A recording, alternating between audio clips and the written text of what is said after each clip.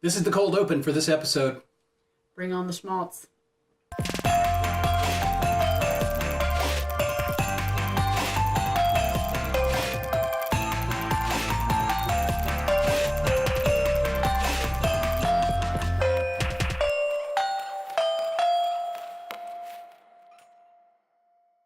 Welcome to Schmaltzmark. My name is Wayne, and this lovely young lady is my bride, Kelly. Kelly, we had a good weekend, a first really full weekend of Four new movies this weekend. 4 new movies this weekend between Hallmark and Movies and Mysteries. And we're going to review every single one of them this week on the show. Today, we are starting with Christmas Festival of Ice. Christmas Festival of Ice. Now, before we get into this, I want to go ahead and say that if you don't like any spoilers at all, and a lot of people don't, just might want to skip this review until you've watched the film. Yes. But we will say we recommend it, right? Yeah, I definitely Okay, so like that much, we'll spoil that much for you right now. Go watch. As far as the review. Go watch the movie. Just pause us. That's fine. You can keep us up like Yes. in picture-in-picture on your TV. And like on watch. your Roku. Yeah. Watch the movie. Go watch the movie. Come back. See us. We'll be waiting here. Still waiting. Okay. Do we have to wait the whole 2 hours, or can we edit this Let's part just out? go ahead. Well, good. You're back. You watched the movie. Good for you.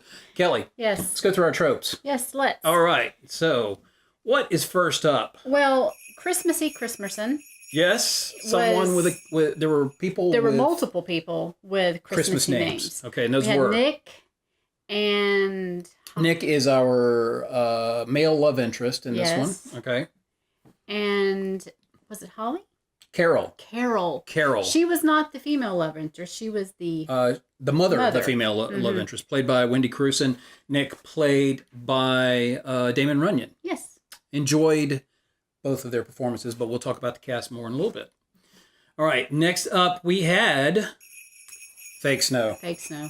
Now, I will say this. Most of the snow was real. Most of it was real. I mean, you actually had dirty snow in some of the shots And you where it had been plowed off the streets. You had real cold breath. Yeah. Not the fake Digital cold breath. You had the one instance I saw was there was a particular shot where there was some digital snow added in the foreground. But for the most part, I'd say 95% of the snow was actually real. I'd say it's more like 99. Yeah. I mean, this was clearly a film that was shot in the winter. And it had to be because of the premise of the entire movie, which was Ice sculpting. Right. And when you've got ice sculptures outside, you're not going to shoot that stuff in the summer. No.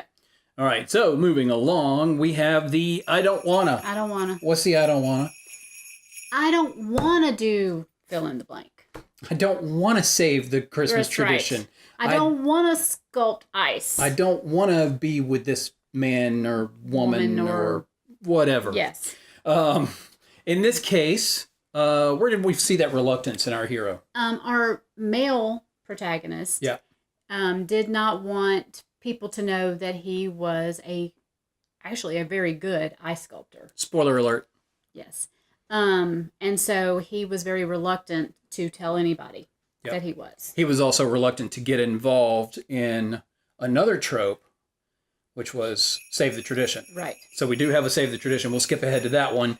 And the tradition in this case, as we predicted, was ice sculpting. Yeah, an ice sculpting contest held as part of the town's festival. Which is also another one of our tropes, which is rivalries and contests. Yep.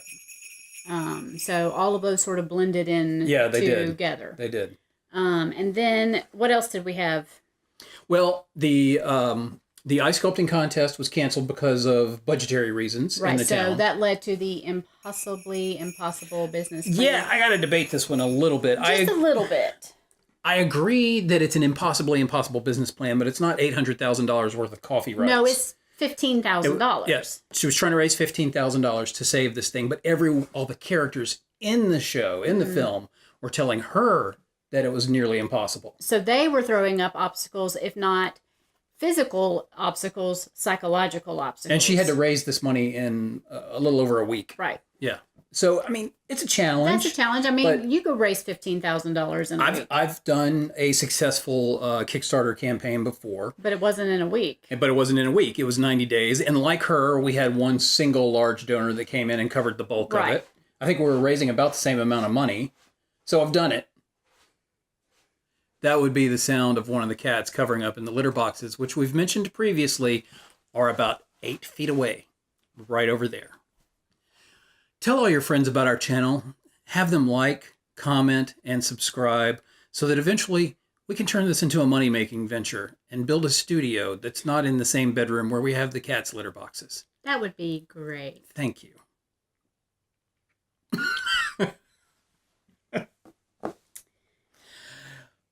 Lights everywhere, lights. This one is fairly obvious because I don't really think you can have a Hallmark Christmas movie without the lights everywhere. That's true, but there are some, though, where, especially if it's one of the Hallmark Hall of Fame films, they can be a little bit on the more... Subtle on the darker side too, in terms of the story, a little sadder. But in this one, there's lights in a garage. Yeah, that was the one that sold it for me. Add that to my Christmas list. All right, Kelly, what else do we have? Music by public domain. Yes, music by public domain. Now, to explain what this is. Yes, explain. Most of these films do have a primarily original score. But it's expensive to hire composers. We are in production, we know. Yes. It's hard to come by original music. Just about every commercial I ever do, I work with royalty-free music. And doing documentary work, it costs a fortune, trust me. We've just been through this to license actual music rights. So a lot of times what they do, and they do it for two reasons. One, to help the budget along a little bit. They'll take a familiar theme.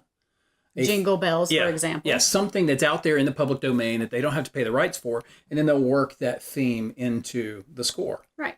But the second reason they do it is because it wouldn't be a Christmas movie if you didn't include some element of those carols in it. Right, you have to have it. It just enhances the story. So that's why, whenever we're doing our picks, that's only a one-pointer. Right.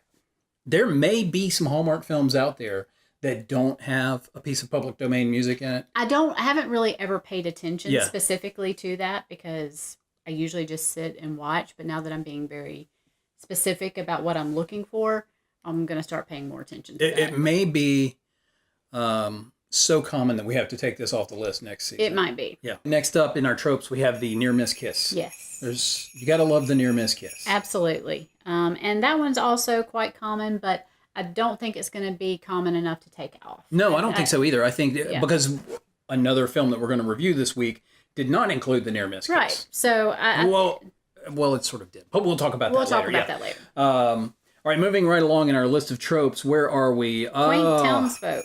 Quaint townsfolk. Now, this one we debated this one before we decided to put this one on the list because they're not the caricatures of the quaint townsfolk. Right. There's not the Southern gal and and all those things we talked about. They weren't over the top. In fact, none of the performances were over the top at all. None of the acting was over the top. So we debated this and decided that we did have a diner worker. We did have the waitress at the diner is always a good option. Yes. And we had the nice, city councilman, city council president. We decided, you tell us what you think. Yeah, I would really love to know whether you guys think those characters qualify as the quaint townsfolk or if they were just straight up nice people. Right. All right. So, but we're going to count it for now. Yes. For the purposes of our contest, we will count it. Now, I've somehow lost some of my list here, so I'm going to lean on you a little bit here. We've already talked about rivalries and contests and save the tradition. Sci-fi guy or gal. Yes. Damon Runyan is a regular on Star Trek Discovery. And the actor who played his best friend, whose name I can't recall right now, was a regular on Being Human on Sci-Fi for at least one season. So we got two there. Yep. But this happens. You can't walk down the street in Canada without running into somebody who's been in a sci-fi show. It's just, it's an occupational hazard when you're up there, really. I mean... And then we had tragic backstory. Now, to begin with, we had this as tragic childhood backstory. But we realized that limited ourselves a little too much. So we decided to go with tragic backstory. Yeah, sometimes the tragic childhood backstory happens to you when you're an adult. Right. We shouldn't hold it against them that they were grown up when their tragic childhood happened. Exactly. So we're not gonna. No, we're not gonna. You know why? Because we're fair. So in total, we had 12 tropes. 12 tropes. Depicted in this Christmas Festival of Ice. Now, if you will recall, when we did our pre-cap episode, Yes. I had said 16.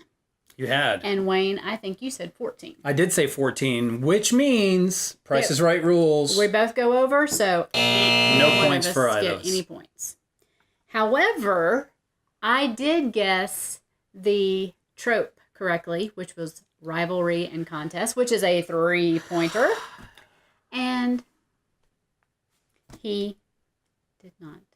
What did I even guess? Oh, the eye-opener guy. See, I thought he was going to be an eye-opener. He really wasn't. Nope. I overestimated his abilities to open her eyes. You really did.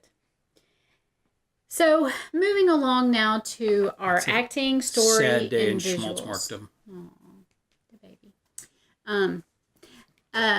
So we had acting, story, and visuals next. Yes. Acting, I had 8.5. You had an 8.5 for acting, and I had an 8.5 for acting. Yes. Curious. Let's talk about that a little bit. First of all, I'm becoming a bigger and bigger fan of Taylor Cole.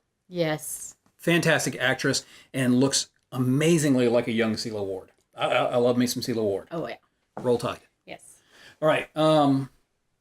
Then, the rest of the cast was great. I wasn't really as familiar with Damon Runyan's stuff. I've started watching Star Trek Discovery, but I don't think I've gotten beyond the pilot at this point. But I thought he was good. The biggest thing, Wendy Crewson as the mom was fantastic. The rest of the cast, they were all great. Nobody overacted this thing. No, it was a very subtle acting performance by everyone. Everything was very really naturalistic. Appreciated. Yeah. I'm all for some overacting when it calls, the movie or the script calls for it, but this one didn't, and it was really nicely done. And it was not really a campy story either, no. So it was appropriate for them to take a more naturalistic approach. Absolutely. All right, so moving along to the story. The story, since we mentioned it. Yes. I liked it. I thought it was slow. That's my only ding against it. The pacing was a little languid. I do have another complaint beyond the pacing. What's that? Spoiler alert. Our main character is a parent's worst nightmare because they had just paid for her to go through 3 years of law school, and then she decides to give it all up. And her mother is expecting her to be become her partner in the law firm. And is actually relying on her quite a bit. Yeah. And then she gets accepted to the bar. She passes her bar exam. Yeah. And as soon as I've been accepted to a number of bars in my lifetime as well. Okay, Kelly, so after a quick bit of research, I have determined, thanks to the Googler, not a sponsor, the average debt taken on by a law school graduate was $84,000 for public schools and $122,000 for private schools. She seemed probably more like a public school, law school kind of gal. Probably. She was going to work in her small town for her mom's small one-person firm. So $84,000 is how much she owes her parents. Yep. Now, I want to know how she's going to pay it back. I'm serious about this. For story, I had given it a 7. I did too. Okay. So we're the same on that one as well. Too. Oh, my. The averaging is going to be easy. Mm-hmm. All right. For visuals, I gave it an 8. I did too. You cheated off my paper, didn't you? I didn't. You did. You were looking over my shoulder the whole time. Not. That's what we get for sitting in the same chair while we watch the movies. Okay. The reason I gave it an 8, it was a very pretty film most of the way through. I felt like, and I'm going to go a little inside baseball here. I'm in production, so this is the nature of things. I felt like it could have used a little more finessing in the color grade. Mm-hmm. And there were a few exterior scenes where the extreme backgrounds, because it was actually shot in the winter with very white skies and a lot of snow, the backgrounds were really blown out. Right. And I think that could have been handled between camera and color grade a little better. But there was some really subtle, really nice lighting moments, like through the ice. Yes, there was one moment in particular where Damon Runyan was standing close to a sculpture that they were working on, and the light was passing through the ice onto its face and just diffusing beautifully. And that was an excellent move by the DP to get that shot. Yeah, that was great. Now, what did we pick? What were our guesses for story? Story, I said 7, you said 6.5. Okay. Price is Right rules. Yep. So you get the 3 points there because you hit right on it, but you didn't go over. Right. Nicely done. Thank you. Okay. For acting, what did we have? You had 7.5. I had 8. And again, the actual score was 8.5, so you didn't go over, but you were closer. So you get that one as well. Yes. And for visuals, We both said 8 and 8, and we said 8. That was our score. That was our score. Our average score. So we both get 3 points there. Yes. So the totals are... You got 3 for story, 3 for acting, 3 for visuals, and 3 for guessing the trope, and I got for the overall number of tropes. And I just got 3. So you win this one 12-3. Yay! This is going to be a big comeback. I'm just predicting it right now. Can we go ahead and again? We're doubling down. We don't even know what our prize is yet. No. But I'm predicting I come back from this momentary setback. We shall see. We shall. Anything else about this film you want to say, Kelly? I highly recommend it. If you haven't seen it, if you've watched the review and still haven't seen it, you should really do yourself a favor and go watch it. Yeah. If nothing else, for just some really nice acting. Yes. Yeah, I think it's definitely worth it. That's it for this episode. Yes. We're done. That's our review. Enjoy. Go watch some more movies, and we'll talk to you next time. Kelly, it's not schmaltz. Unless it ends with a kiss. To watch more Schmaltzmark, click the rectangular thingy up in the top left. To subscribe to Wannabe Films, our channel, so you can always know when we post, click on the round thingy to the upper right.